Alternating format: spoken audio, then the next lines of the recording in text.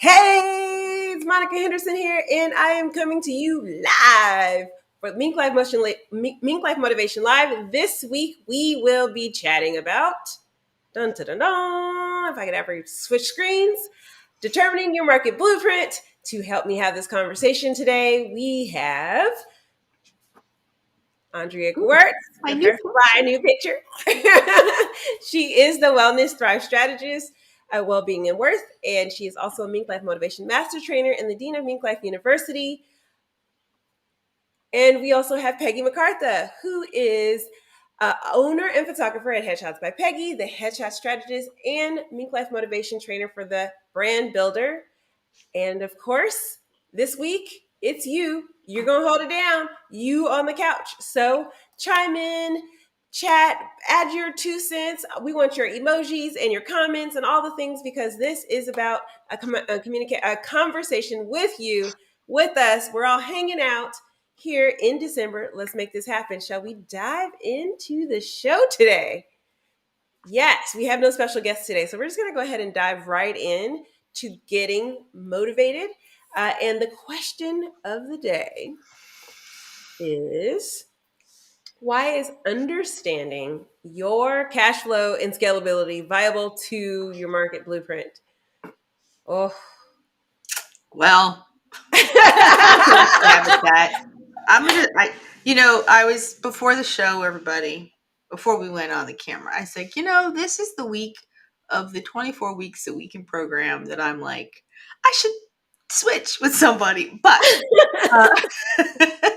I'm going to say that, one, scaling, in my opinion, and Monica's the expert, so I might be contradicted in a moment. So I'm gonna just put it out here so I can get it off my chest.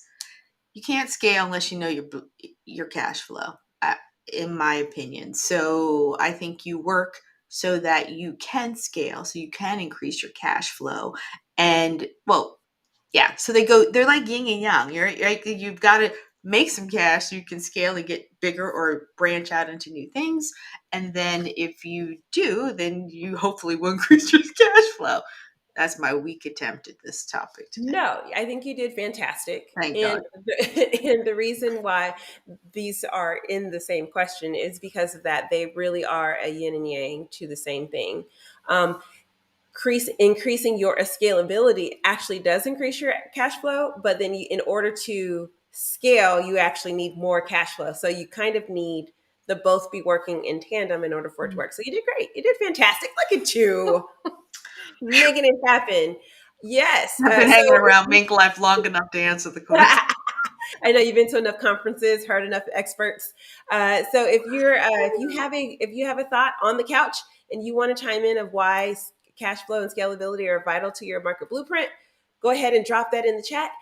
So Peggy, you want to give your attempt? I know this both of them were like, this topic. So what's your attempt today? Well, I think a lot of times when you're an entrepreneur, you have to really understand cash flow. And I think a lot of people don't, because you're raised in a W-2 mindset where the check you get, that's all yours. And then you can budget your groceries, your mortgage, all your other things out of that. But when you're an entrepreneur, when somebody pays you, that's not that's got to pay everything. Everybody else. And then you're like, is this all I got left? Yeah. So, I mean, it may look like a big chunk, but I think what I've seen over the years is people not understanding cash flow, and that absolutely shutting them down. And why a lot of businesses fail is because they don't understand that just because I charge someone $600 doesn't mean that I get to put $600 in my pocket. Yeah. And so a lot of times we think, oh yeah, I've got, I'm making this much money's coming in, so I can scale up, I can buy this equipment, I can do all these things, and I can grow. And then all of a sudden they're broke and they close down, and they don't understand why. And it's because they didn't actually take an honest look at their cash flow and know where they were to begin with. So I think that it's important. I don't know if I answered the question. You did. Okay, good. Because I was like, you talked about the numbers. I think You really have to understand what your cash flow is, and really have an honest evaluation of that. Yeah, you know, most business owners, when someone says you need a business plan, we all go glaze over. What? I just want to help people in the thing that I do, and I want to get paid for it. That's the plan. And that's the plan. But it's essential, essential to have an actual plan. And you know, if you've been following along with the show for this particular season, we have talked about 6 different areas of business through this, and those 6 areas really are all factors in what you're creating for your market blueprint, aka your business plan, right? So when you're looking at, okay, what is the vision that you're trying to uphold as a leader, that is a part of your market blueprint. When you're looking at how your business processes are going to uphold that vision, that is a part of your your market blueprint. When you are looking at your customer service and how you're going to sell and what that looks like, that is also a part of this. When you look at your humans as resources that are going to support you through this process, that's a part of this. And also the actual product itself, and developing that to make sure all of those things are included in your market blueprint, right?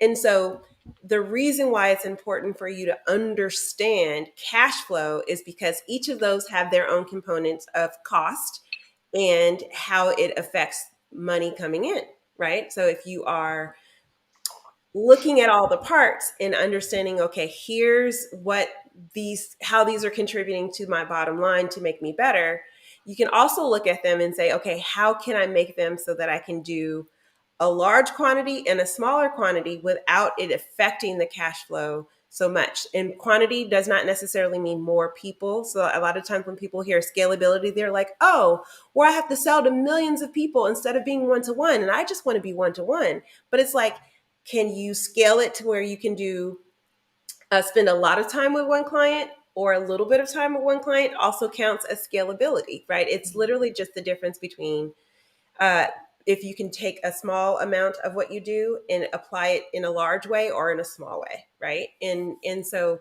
when you are looking at all those components together and seeing how they affect your cash flow, then you can decide, well, how can I scale my business so I can do more with less resources, right? More things with less resources. And so that's why understanding both cash flow, what is your cash flow, and also what you're trying to scale to based on that vision that we originally talked about back when we were talking about leadership, is so incredibly important. You know? Did I? That part, all that. I think we're done. Okay, good night, everybody. She was like, and done. Seen and seen. Okay, so as we always do, we always kind of want to keep people inspired. And so, since, as you heard, this was probably the area that not only most business owners, but this particular crew here also is like, probably not the strongest part of it. So, I want to ask you guys to chime in about really how does this knowledge of cash flow affect your personal business's value in the marketplace? So what is your own experiences when it comes to business planning, and like uh, your knowledge of it and how it's affected you in putting yourself in position in the marketplace? I want to go. Yes. Okay. Andrea. So, in full transparency, actually, it was through doing the conferences that we met people, or people were introduced to Mink and me, that really talked about, when you sell your business, what's it going to be worth? And I was like, sell my business? I had never thought about selling my business. And that was a huge turning point in just the asking of that question, since I didn't know what I didn't know. But I remember sitting in conference and going, valuation of your business. And of course, I haven't been to business school. I've been to functional nutrition school, right? I mean, I've been to engineering school. I've been to opera school, but not business school. So I was like, oh, right. This is an asset that I'm cultivating, and therefore it will have a value. And therefore, I should think about what it would be like to sell it to someone. Not that I'm in any way wanting to sell my business, but I was like, wow, that's how I'm going to build with a future sale in mind. And so that changed everything in terms of what I was going to put into my business, what assets I was going to develop that would be saleable, or what is it? Information that you can sell. Oh, Intellectual property. thank you, thank you, thank you. I'm like, oh, my brain, I can't remember. But that is actually, it really got me thinking about what intellectual property, because solopreneur, I'm a coach, that's what's going to be saleable in the end. And that'll be the asset that someone could take over, that I could leave to an organization. So it really, I love this question because it really does help me make decisions based on that future outcome. So it's all part of that business plan. Do I have a business plan? No, but I've been hanging around with enough people. I know who I'd call to get a business plan, but I also think having worked through the system, improving it and like doing these things, it really pointed out where the weaknesses were, and I could have a mind to do it. So when I do sit down and formally do it so I can value it formally, I will not be like, huh? Like, say what, Willis? Like that kind of moment. So that definitely was, I think, one of the beauties of when you're like, hey, look at this program. I was like, okay, I'll look at this program. I'm like, whoa, look at this program. Hello. And really working with other people and myself and working through it myself, that I was like, wow, okay, this is where I'm weak. And this is where my business as an entity is weak. I hadn't really conceptualized that. And then we've had some great people come through that have helped us visualize a business as a saleable entity. So Yes. though I didn't have much to say, I guess I had a lot to say. Oh my Lord. It's so true. It's so true, Peggy. Okay, re-ask the question.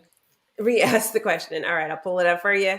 Here's your question. How does the knowledge of your market blueprint affect your business value in the marketplace? So how does this information help you? I think if you've listened to this show very much, you've heard me say it before. About 10 years ago, I kind of got a slap in the face when somebody said, well, you don't actually have a business, you have a hobby. And it was very, I mean, I've been doing this full time for over 20 years at that time, now over 33 years. And to think, you mean, what do you mean I don't have a business? And it's because I didn't have a business. I made money, but I just kind of ran off the seat of my pants. I mean, even though I had, a business bank account, I had a business name, I had all the, things on the outside, I did not really understand my blueprint. I didn't understand what I was doing, where I was going. I was literally just enjoying taking pictures and had no plan for the future, had no anything. And so, therefore, really, to be honest, I had a hobby. And so I had to realize that, okay, I have not been to business school. I need to find somebody that understands what a business is and change my 20 plus year hobby into a actual business. And that's what brings value, is actually understanding. And again, a place where some entrepreneurs are lazy at, because we want to focus on our craft, we want to focus on our talent, and we forget that in order to run a business, we have to run a business. So true. Yep. Yeah. Everyone. So I feel like every entrepreneur that I've met, or any business owner that I've met, when they tell me why they went into business, it was because there was a void in their own life that they were trying to fill, with the exception of Peggy. Peggy was a, child genius and figured out that, oh no, this is exactly Well, I it. grew up in an entrepreneurial It's true. family. It's true. But even still, when she created the headshot program, right, the headshot strategy program, it was because she got told that she sucked at headshots for actors, and so that required her to develop herself, and then it became a program. And so, much like everyone else, this program was because I needed a system to systematically go through and make sure that everyone who knows me knows that I love a good system and love a good formula. But I needed to create a system that I was developing a strategy for myself and that I was touching all the parts. And so in doing that, that is how this was created. But it's also a system that I use on myself to develop it for itself. And so my learning through the process of building this, learning more about things that I didn't know, or learning things from people, because when you are in the picture, it is very hard for you to see the frame, right? So learning more from experts and from other people, and having that community of people who can actually help me understand my cash flow better, or see where my cash flow wasn't happening because of my activities. It was me. I was the problem. I was in my own way of not getting the money that I needed in order for my cash flow to stay positive, allowed me to make decisions to pivot into different directions, and actually creating even more solutions for other people that both satisfied me as a person who needs to pay for all the people and all the things in order to make this stuff go, but also allowed me to provide the same solution for people that I'm supporting in the same time. So understanding, like, having the understanding of cash flow and scalability in my own business allowed me to continue to create really amazing experiences and different things, and also allowed me the opportunity to scale it in a different way. It helped me solve the problems that I was having in how can I support, how can I give, how can I really promote what I'm trying to do in helping people live healthy, wealthy, and fulfilled, and also not be a charity or lose my shirt in the process. So that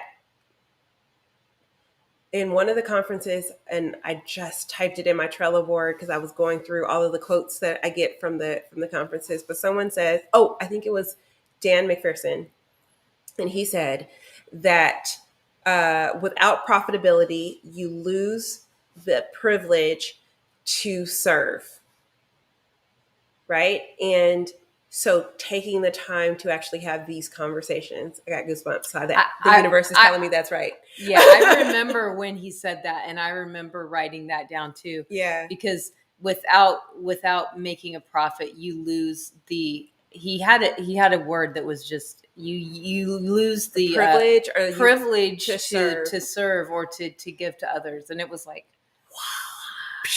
right. But that's really why it's so important for us to have a really clear understanding of what our cash flow is and how to scale to support more, without it as a detriment to what we are doing financially, to take care of ourselves and our families. You hear it all the time. You can't pour from an empty cup, right? And if you don't know that your pricing is predatory to you, right? Because you are serving and people are getting great openings, and then the end of the day you still don't have your bills paid, right? That's predatory to you. And so really kind of having a clear understanding of how to adjust that, makes a big difference. And you can serve without being resentful if you're pricing properly, right? You can just be in the space of flow when you're not thinking about, but I have this bill that's lingering over my shoulder. So these conversations about Market Blueprint are super important. Super, super important. If you are listening in, and I see a couple of you watching, and if you want to share a little bit about like your fears or your desires or your concerns, or like how you feel about when someone says you need to write a business plan, drop that in the chat. We'd love for you to chime in. So as we continue on this little journey with the three of us, I think it's kind of nice today. Yeah. Actually, we hadn't had a chance to a kind of nice quiet little. hang the three of us. We're going to keep networking. And as usual, in MinkLife Motivation, we talk about networking is not being a card dealer. You get a card, you get a card, you get a card. Everybody gets a card. But actually developing relationships where people not only you help them, but they also help you, and being able to ask for help. So the question for today is, who should you surround yourself with when you are planning your next step in your business? I think y'all both can chime in on this because y'all have some mighty networks that y'all brought some mighty people to my network, and I've brought some people to your network. So who should you surround yourself with? I think that, yeah, I think that at this point, all of our networks are we I don't even Cross-pollinated. know who. Yeah, I think we've cross pollinated so much, the three of us, that I don't even know Who belongs to who who? belongs to who. Well, I just claim them all, and you claim them all, and Andrea claims them all. But yeah, I think that, surround yourself with people that know more than you. I think Andrea pointed that out a lot earlier when she was talking, that like because of the conferences and because of these things, we're able to learn the things that we didn't know. You don't know what you don't know. So when you surround yourself with people that are smarter than you, that are better than you, you're going to just by default, hang with the cool kids that know the stuff. That part. No, I Yeah. mean, absolutely. That has been the one of the many blessings, not the biggest, but one of the many blessings of COVID is that, Mhm. the card dealing, as somebody who used to build networking groups, that was very experientially what happened in real life, in the IRL. And so it's been really interesting in the VRL, the virtual real life, how much more. I was just thinking about this in the shower this morning. Um, your connection is so much more intentional. Mhm. And if you uh, really think about, I don't know something and I can go put myself into a pod, just like you guys said today. Oh, go into your groups and do X, Y, and Z. It's like, it's so true that we are all way more intentional, I hope, about showing up in front of different people. And now it's beginning to be so ubiquitous. The things that were obvious, like she said, go to a Facebook group. And I was like, right, I belong to a gazillion. Um, that really reminded me that, oh, am I getting lax in my intentionality to connect? And so the conferences, Mink Life, this universe, Mink Life universe. Okay, that's a new one. We haven't used that one yet. We have university, but the Mink Life universe actually needs to be a thing. Really does provide that cross pollination. And if they don't know, someone in the group will be like, let's go bring someone else to the group Yeah. to foment that creativity or the need or finish the thing. And yeah, Colleen in the audience just says, without profitability, we lose the ability to serve. Was a pivotal moment. Dan has a lot of like kaboom, kaboom Mhm. sayings, and for sure, being in the pond with people that can help you is, it's where it's all at, so that you can serve bigger and brighter and better. So Yeah. We earlier today we were having a chat about quantity over quality, and quantity over quality or quality over quantity. either one, right? Uh-huh. Which one versus, I should say. Gotcha. And the historically, it's like, if you, especially if you're getting on the speaker circuit, which I am reluctantly, rapidly headed towards the speaker circuit, and one of the questions that they ask all the time is, how many people are on your list? How many people are on your list? And I think that the answer they want to hear is 5,000, 10,000, however many people. And I run with my list is a little small to be an influencer, I think, right? Or to be a person of influence. It's a bit small. It hovers around about 2,500 people, and circulates out, right? Like there's not all the same people all the time. And we were having this conversation in the incubator today about that, about like, well, the person who has the most toys wins, right? And Mm. having the most people in your network wins. And I was like, as an introvert, that doesn't sit well with me.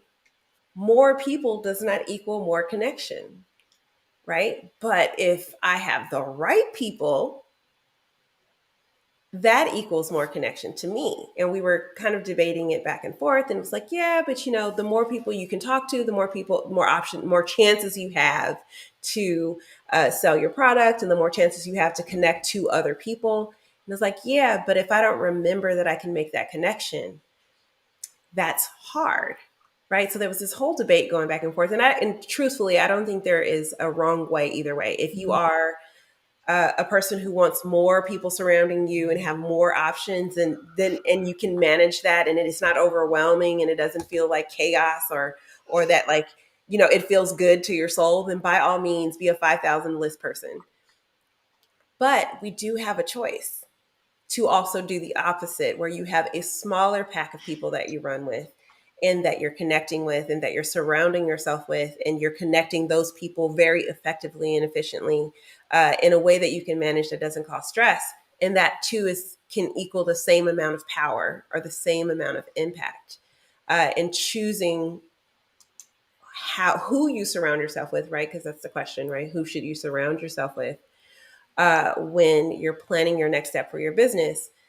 That is kind of one of those things that you have to decide. Do I need the quantity of people in order to do my next phase of business, or is it the quality of people that I need for the next phase of business? I would assume that I'm going to have to get out of my comfort zone at some point here, and have a quantity of people.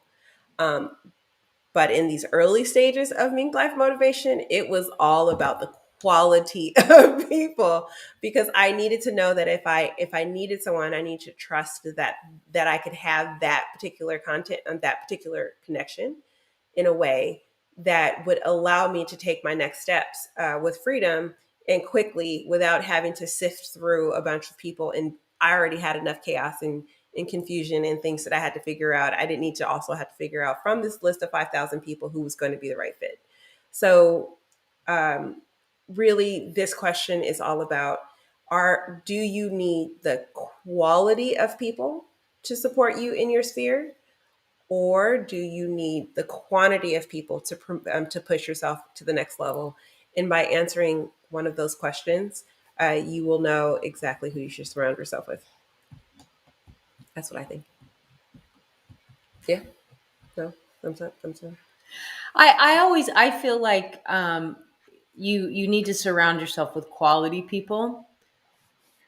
The quantity is just the noise around. That's not really who you surround yourself with. If you allow yourself to be surrounded with just the noise, I feel like then you allow yourself to be in a space of, just, you get caught up in the like mob mentality, and you hear all the noise, and you're like, oh, instead of surrounding yourself with the solid Yeah. quality, the quantity may help you, land a whatever influencing thing on Instagram. But those, even though you have that big following, they're not the people you surround yourself. They're just the people that surround you. Mm. And Oh. I think that you need to surround yourself with the quality, and that way you can block out the noise and stay focused. Because you don't want to get in that mob mentality where all of a sudden everybody just does this and everybody just does this. You want to be able to stay focused and laser sharp. Yeah.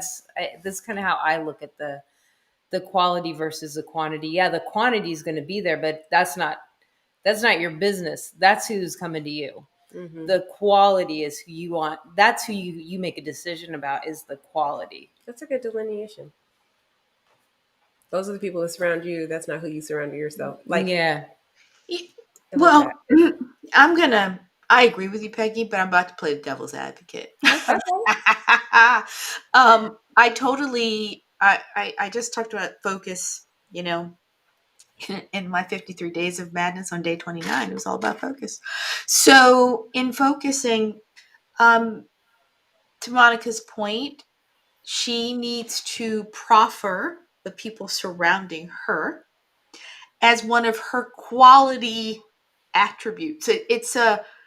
it's almost a both and, but you as the entrepreneur and the person growing the influence and then what to do with the influence has to Yeah. be really focused on what you just said. Like I think as you know, I'm really like everybody. There's all this social media and it Hmm. can be overwhelming. And if you don't have a plan for your social media, it runs you versus you running it, right? And it's a both and you kind of need both because in the VRL, if you're not on social, you're not marketing your business, right? Yeah. So that's again that focus, like I understand it's this. I can't get caught up to Peggy's point in, oh my God, all these likes. The right people will find the right message that will Yes. attract themselves to you, and you will build that cadre of people who know, like, and trust you, will refer you, and things like that. However, in our Western world of show me the numbers, you know, we we are valued as that influencer based on, well, are people following you? And I think it's like, yeah, the right people are. You having the swagger to say, yeah, I have a great core group of people and they demonstrate their support of you. You become small but mighty. And Yes. increasingly, people who are observing you to consume your content or whatever would rather have small but mighty 80% buys versus massive and 10% buy or Mhm. 10% participate in whatever it is that you're asking them to participate in. So, yeah, I think your core group of people that you lean into for support, the people that you know, hey, I need a headshot. I don't even look anywhere. I'm like, hey, Peggy, Right. that. Where am I going? What am I doing? Right? Um, oh, I can just think of everybody in the group. Like, poor Monica, she gets hit up for a lot of different things. But um, it's it's that kind of situation. Like we have finally, I think, in our community. Oh, hold on, Yep. Yep. bingo, off you go. Earlier today, that was happening in Yeah, our Mingle community. It's like, oh, I need a men's health fitness person. and we're all Oh, like, you should talk to Chad. And there's also Tony, right? Like, and it's like, and and then Tony so chimes in, hey, I'm here hanging out in the background. Just let me know if you need something, right? Like yeah, that is happening. Uh, but I do think the reason why that's happening is because I was so focused on quality of people, so absolutely. that they could trust that when they asked for someone in the larger community, that they were going to find someone of quality. And now I just have to find more quality people. So if you're a quality person, I'll let your girl want to talk to you. But but ultimately, that one of the things that I wanted to say was, my thought process behind why I chose quality over quantity was, if I have the right quality of people, they will help me get the quantity, Mhm. right? They'll help me attach to the right people. So like when Andrea says you need to talk to this person, I trust that if she's bringing them into the community, that they're going to be quality because she's quality, right? And the same thing with Peggy. Oh, you need to talk to this person. Oh, okay, I can trust that that person is going to be quality because I trust that she is a quality person. And it's that whole like-minded, Mhm. birds of a feather flocking together kind of a thing. And so that pulling people in, and I remember being so frustrated at that second conference that we had. So the first conference was amazing. It was like, honeymoon blissful. It was perfect in all the ways. We're like, oh my gosh, this is great. But that second conference, and having people come in and not not be the quality people, and also demonstrate not no desire to actually be a part of the community to support the person on the end result, but just to be there to sell their products. I remember being so angry about that. Like, how dare you come in to my community? And our people, we work so hard to be like in this, like, really collaborative, collaboration centered space, to just pepper, become a card dealer in this space. This is a no card dealer zone, right? Like we're all like, hey, pass the mayo, pass the salt, pass the mashed potato. Like we're like, tribal table here, all sharing information and being a part of a community in that way. And so for you to come in and be like, I'm the expert and here's the information, I was so angry at that, which is why I really decided that I was only going to surround myself with quality people. And also I was only going to allow quality people to be a part of this space. And when we hear that they are not quite the quality that we want them to be, we then politely just excuse ourselves from their company and move on with our lives, so that we can continue to put someone in the place of that person who would be quality and who does come from the same heart. So I think this conversation about like who you surround yourself when taking the next step in your business is so pivotal. And I think it's a question that maybe we're not asking enough as business owners. Who do I need to surround myself with in order to take the next steps in my business? So with that, I guess I have to keep moving this train along. And so, of course, the last but not least, we are going to, pressing too many buttons and not the right ones, gain some knowledge. And so it is the one tip moment of all of this. So share your one tip for boosting. Somehow I didn't change that. That's not the right question. I changed them all. Maybe I did not. All right. So your one tip for, leaning into your market blueprint. One tip. That's critical to maximizing profit of your market blueprint. I think for everybody, we know the question. Let's articulate it for the company, shall we? I realize I'm like mumbling it to myself. Perhaps if you would like to know what the question is to gain knowledge, it is share one strategy that is critical to maximizing the profitability of your market blueprint. That's the question that should be on the slide. We got a lot of slides.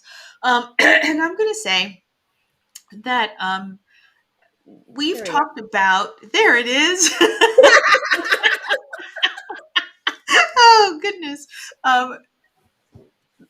Maximizing the profitability of your market blueprint. Somebody said it before. It's know your numbers. I think Colleen said it, and I'm going to grab it off the couch and use it. Thank you, Colleen, because it's short and it's sweet, but it is the beginning of where this conversation started.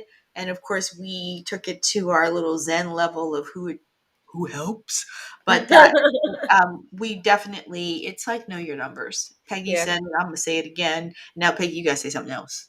I know. I was going to say that. I was going to say, really evaluate your numbers, really know. So I'm going to, of course, take that and I'll have to spin that. Thank you. And I just want it noted that you went first on every single question today. I'm teasing. Okay. So, I think it's not just know your numbers, but understand how you can scale up. There's a lot of things that you can do without costing you more money. So another like think about the things you can scale up on, and bring in more income without the same scale of outgoing. There's a lot of things because you've already bought your equipment, you've already bought this, whatever it is. So how many people can you fit into that space and serve with the same amount of money? And a lot of times you're not even costing yourself a lot of time. And really look at those things and then ask the question, how can I work on getting those areas going? So I don't know if we're still online. Oh, it says we're live. It's the thing's still moving. I'm just frozen. No, you're not. You're not frozen.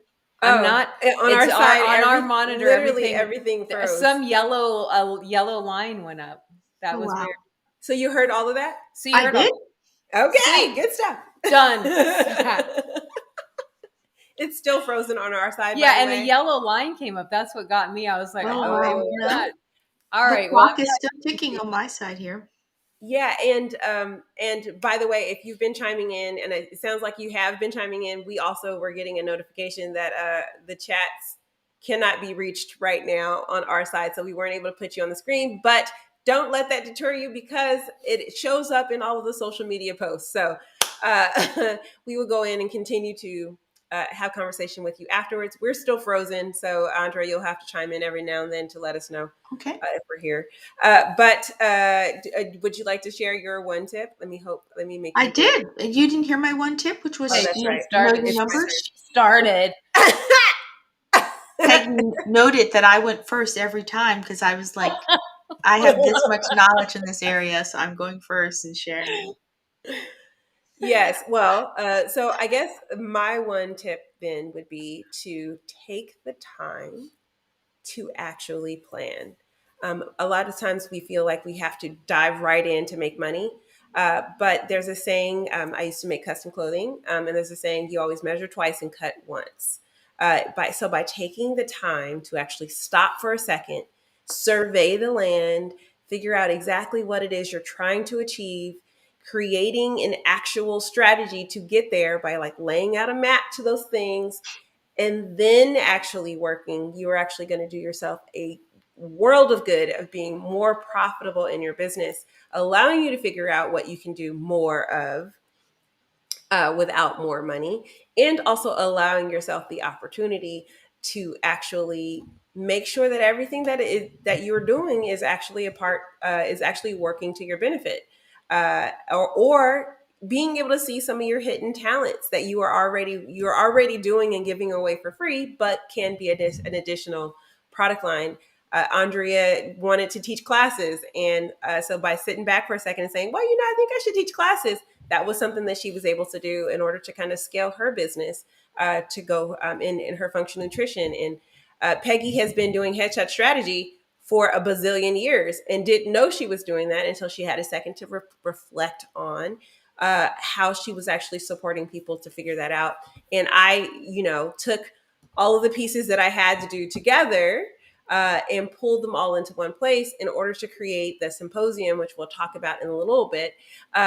So that I'm taking all of the pieces of what I wanted to do, and it doesn't cost me anything extra to do it. So with that, let's get into the announcements, and we got all kinds of crazy frozenness here. So it is announcements time. I am not sure what you are seeing on the user side, but we are seeing a frozen screen. There's now Andrea, you've highlighted me for announcements, and yes. I guess that means I better talk since I'm filling up the screen. So I will talk. So my announcement is very short and sweet. I am moving towards um, creating a YouTube channel. I've absolutely created the YouTube channel. Now I need subscribers to it. So I alluded to the fact that I started a 53-day wise woman wisdom journey, and it's 53 different meditations on the angel number of my birthday, which is 53. And it's been a lot of fun. We are in day 30 today. It worked out perfectly to have 53 steps to the new year. So please join me, and it's happening on YouTube, and I need subscribers. So if you see in the little box on the bottom of the screen, and hopefully it'll be in the chat, go subscribe, please. And that would really help me because I want to name the channel something, and I currently cannot. That's a bit.ly to get you to hide the ugly name that it currently is. So I would love that. And in that YouTube channel, I'll sort of announce all the different things that are happening and promote moving forward. It's sort of like I'm too lazy to blog, so I will vlog. So that has been my way to do it. But the irony is, everybody, that I do write myself a little note before I speak to you. So I'm blogging too, but whatever. That made me laugh the other day, that I was like busy typing it up to make sure my thoughts made sense, and then I did the video and I was like, I'm blogging too, but it's actually more fun and interactive. And it had the second point of getting over being on a camera. Believe it or not, I can't. It's getting easier finally. So that was the point. Join me. It's fun. And I'd love to hear your comments on the 53 Days of Wise Woman Wisdom. Awesome. Peggy. Yay. Oh, and I'm not frozen. On our end, I looked frozen for a long time, and I had a really funny look on my face. Anyway, so Go to my website. I've recently built a new website, and it's looking pretty good. So it's very helpful for me to get some traffic out there. And so go check it out. Find out what I can do to help you get amazing first impressions and strategize how you can use your headshot as part of your marketing strategy. So go check out my website. Awesome. And let's see. Oh, yeah, this makes me unfrozen too. So excited about that. So obviously at MinkLife Motivations, we have lots of announcements, and I'm going to start sharing some of those for our universe. Thank you, Andrea. For the community, the courses, and the conferences. Is how we support you at MinkLife Motivation. And I want to say that what's next? Well, I'll tell you what's next. Next is for our community, we want you to join us in the Minkubator. We are going to have a Christmas party, a virtual office Christmas party. It will be an open house. So if you want to come and check it out and click into all of the rooms and figure out some things, play some games with us, we would love to have you. But in the Minkubator, we get our to-do list done and we make things happen, and you need to be there. Also, we need you to activate your zone of genius with the Activate Symposium that is starting January 23rd and going through March 3rd. It's 24 days, 24 roundtables, 24 courses, 72 lectures by different instructors. If you want to get your business together from start to finish, from, as Yo would say, from the rooter to the tutor, then this is going to be the best value you can possibly get. 72 different coaches to help you really get your life and business together. And guess what? It's just under $2,000. So you're not going to get that kind of deal anywhere else. And we have pulled together some of the best minds that I have possibly found who are really out to help support you, really activate your zone of genius. And if you are that speaker who wants to be a part of that conference, reach out to me. Let me know. We would love to have you as a speaker as well.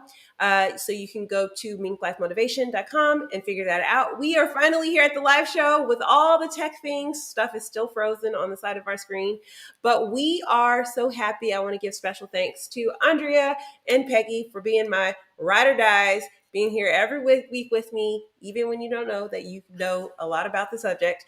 And also would like to remind you all that you have the power to activate the vision within. We are here next week and the following week, and then we'll be taking a break for the holidays. So be here, same time, same station, same channels.